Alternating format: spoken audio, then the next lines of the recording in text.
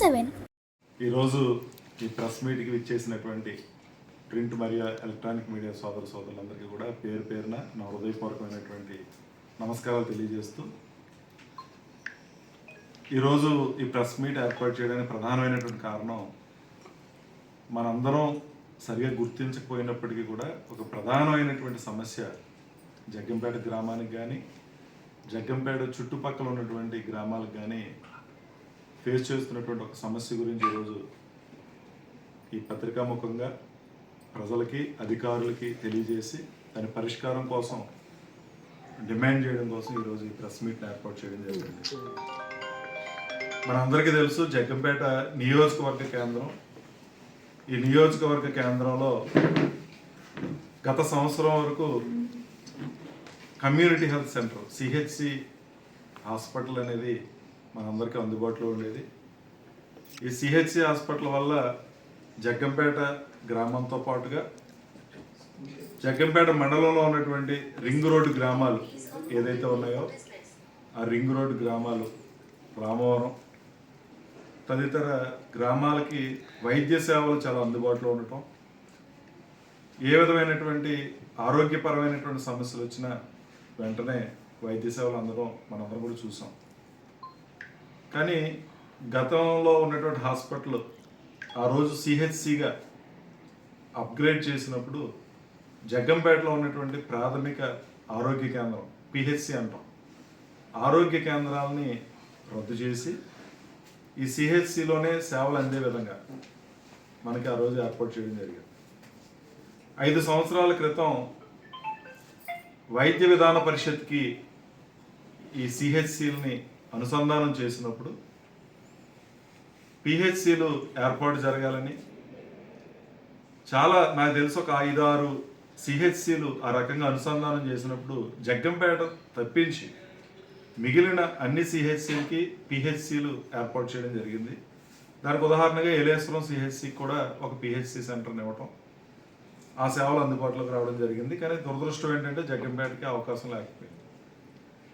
అయితే హైవేకి దగ్గరగా ఉండాలి అనేటువంటి ఒక కారణం చూపించి చాలా ఎక్కువ స్థలం ఉన్నప్పటికీ హాస్పిటల్ అనేది ఉన్నటువంటి సిహెచ్సి ప్రాంగణంలో కాకుండా వేరొక మండలంలో అంటే గండేపల్లి మండలం జడ్రాగంపేటలో సిహెచ్సి భవన్ నిర్మాణం జరగటం, జగ్గంపేట సిహెచ్సిని జడ్రాగంపేట గండేపల్లి మండలానికి తరలించడం మనందరం కూడా చూసాం.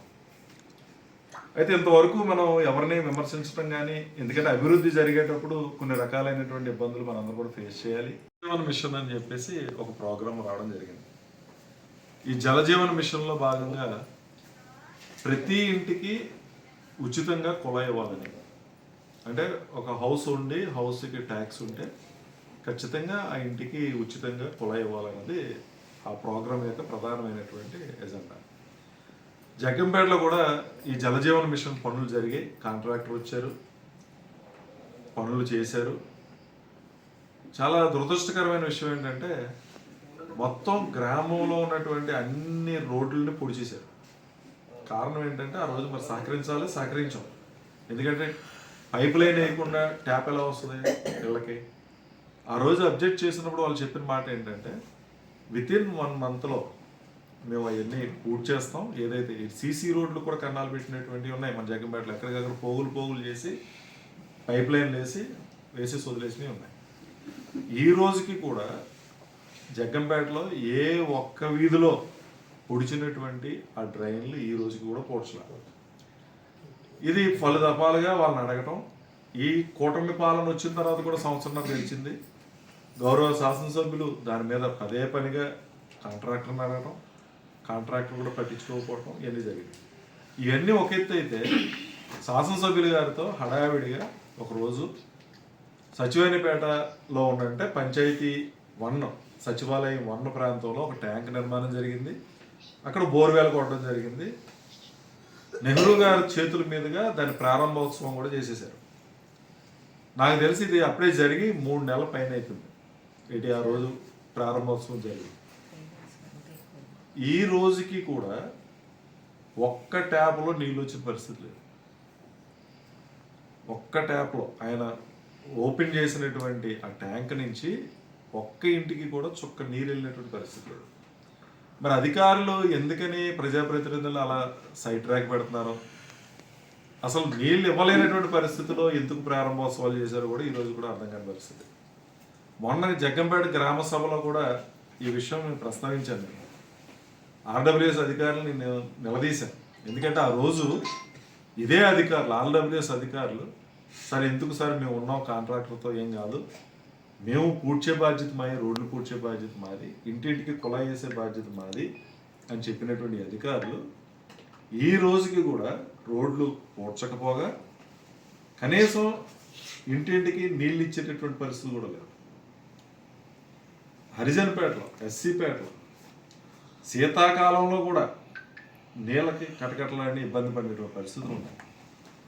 అక్కడ పొడి చేశారు, అక్కడ మొత్తం వీధి వీధి పొడి చేశారు, అక్కడ ట్యాప్లు లైన్లు వేసారు. వీళ్ళు చెప్పే కథ ఏంటంటే ట్యాపులు పూర్తి చేస్తాం, అదే లైన్లు వేసేసాం, ట్యాపులు బిగించాలని చెప్తున్నారు. మరి ఓపెన్ చేసి నెహ్రూ గారు ఓపెన్ చేసి 3 నెలల పైన అయినప్పటికీ కూడా ఈ రోజుకి ట్యాప్లు ఎందుకు బిగించలేదు, ట్యాపులు బిగించడం దానికి ఎందుకు ఆయనతో ప్రారంభోత్సవం చేశారు కూడా తెలియదు. మరి